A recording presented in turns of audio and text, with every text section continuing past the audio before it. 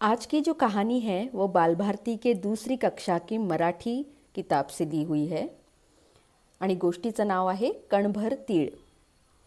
वटाणा फुटाणा शेंगदाणा उडत चालले टणाटणा, वाटेत भेटला तिळाचा कण, हसायला लागले तिघेही जण.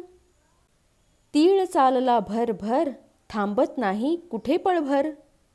तिळा तिळा कसली रे गडबड, थांबायला वेळ नाही सांगायला वेळ नाही, काम आहे मोठं मला नाही सवड. ऐक तर जरा पहा तर खरा, कणभर तिळाचा मणभर नखरा. बघा तरी थाट सोडा माझी वाट, बघूया गंमत करूया जम्मत, चला रे जाऊ याच्या बरोबर. तीळ चालला भराभर, वाटेत लागले ताईचे घर.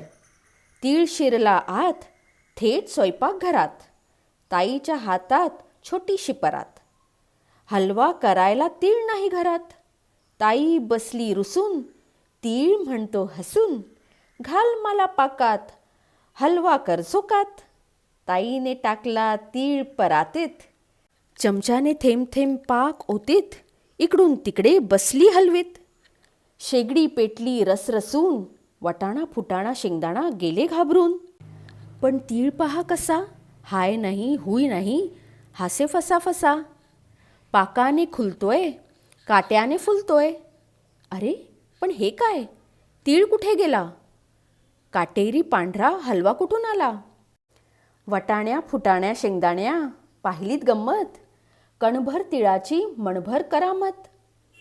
एवढासा म्हणून हसलात मला, खुलवीन मी तर सर्व जगाला. होती की नाही छान कविता धडा. थँक्यू.